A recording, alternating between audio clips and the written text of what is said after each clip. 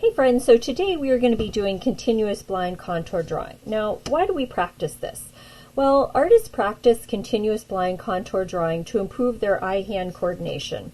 And this is important because when you're drawing something, you're looking at it and you need to transfer that information, what you see, to your hand.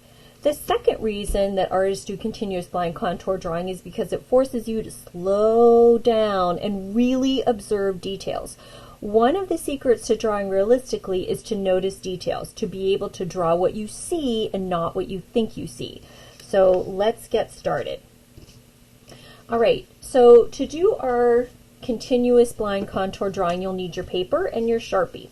And there's only two rules that you need to remember when you are doing continuous blind contour drawing. Rule number one is that once you start drawing, your pen doesn't come off of the paper. You are continuously drawing your line. You might need to backtrack and go over lines you've already drawn, but your pen does not get picked up off of the paper. The second thing to remember is that you are looking at the subject 100% of the time. You are never looking at your paper. And you are going to see that I am never looking at my paper as I start drawing this because it's not going to look exactly like my subject. So I'm going to start, and as I draw, I imagine that my eye is like a little ant that is crawling around the contour of my subject. Now remember, the contour of your subject is the outside edges and the most important details. So I'm taking my time and making sure that my eye and my pen are moving at the same speed, which is slow, so that I can give my brain a chance to really notice all the details, like how the lines curve and how big the spaces are between each line. Now you're going to come to a point in your drawing where you have to backtrack. So that means you can't lift up your pen, so that means you're going to have to just draw a line to get where you need to go. Now the whole time I'm doing this, I am only looking at my subject and observing the details of my subject. I'm taking my time to make sure that I am noticing all of the different lines and bumps that I see on the contour of my subject.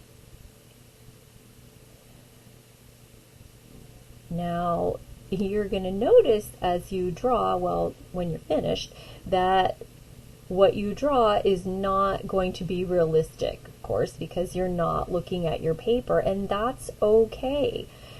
The purpose of this is to be noticing details and to strengthen your eye-hand coordination. So the purpose is not to have a realistic drawing when you're finished.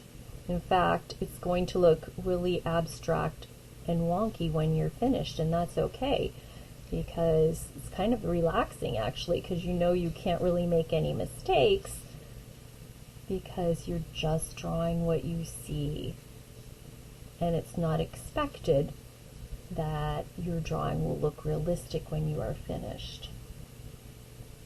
What you're trying to do is copy the movements. I think I'm going to need to backtrack here.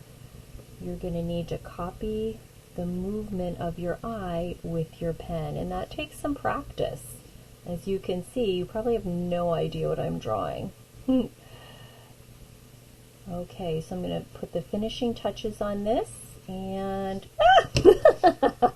so what I drew was this cockatoo.